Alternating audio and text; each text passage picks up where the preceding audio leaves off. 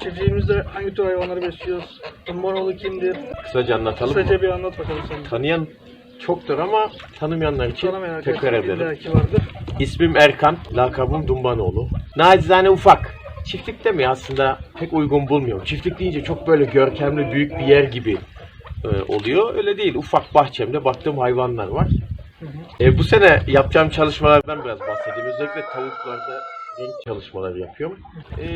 Biraz hızlandıracağım gibi. Çünkü yavaşlattığıma pişman oldum. Bunu da tamamlamış oldum karıya kadar. Kafa yapısı falan düzgün değildi.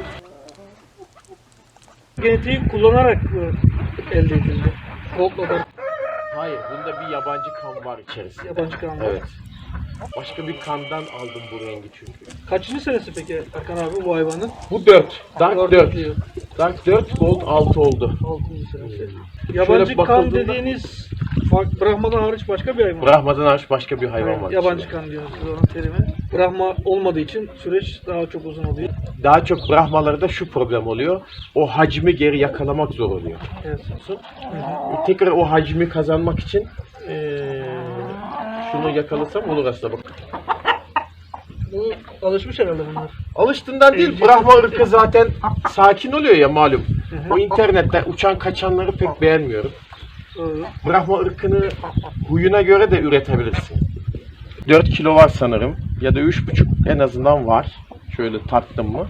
Bunda tek benim çalışmam gereken, benim daha beğenmediğim yeterince pürüzsüz değil veya şu biz ona sepelenmiş siyah benekler var. Evet. O istenmiyor malum. Net olmasını istiyorsun. Kanatlarda da Aynı şekilde bütün vücudunda aslında bir o kaldı. 2 yıl sürer mi?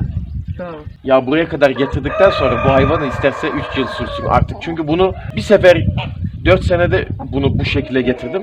Malum 4 değil belki de 7 yıl olacaktı bunun üretimi. Dolayısıyla rengi netleştirmek 1 sene 2 sene sürmüş, benim için pek problem değil. Renk nispeten kolay düzeltilebiliyor. Hı. Ama hayvan bir sefer küçüldü mü büyütmek çok zor. Dolayısıyla hacime önce dikkat etseler çok daha iyi yaparlar. Yumurta tabii. Yumurta şöyle küçük yumurtalardan üretim yapmıyoruz. Ben bir de yumurtayı 2 yaş ve üzeri hayvanlardan almaya çalışıyorum.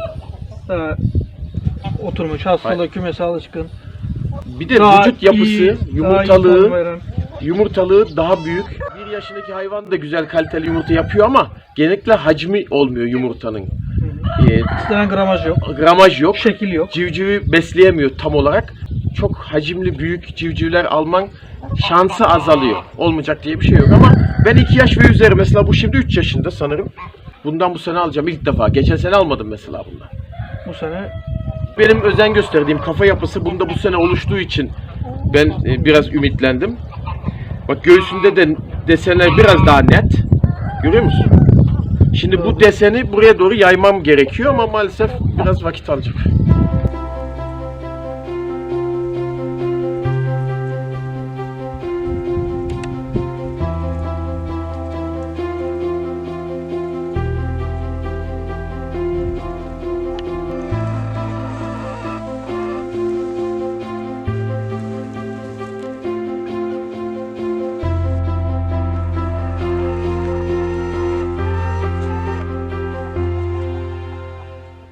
Erkan abi, bizi davet ettiği için çok teşekkür ederiz. Ben de teşekkür ederim. İlginiz, alakanız için.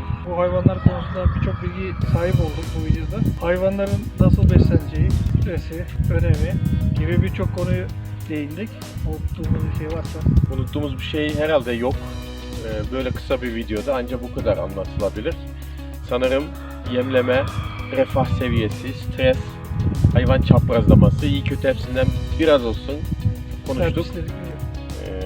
Dolayısıyla ben teşekkür ederim. İlgin, alakan için buraya kadar zahmet verdik.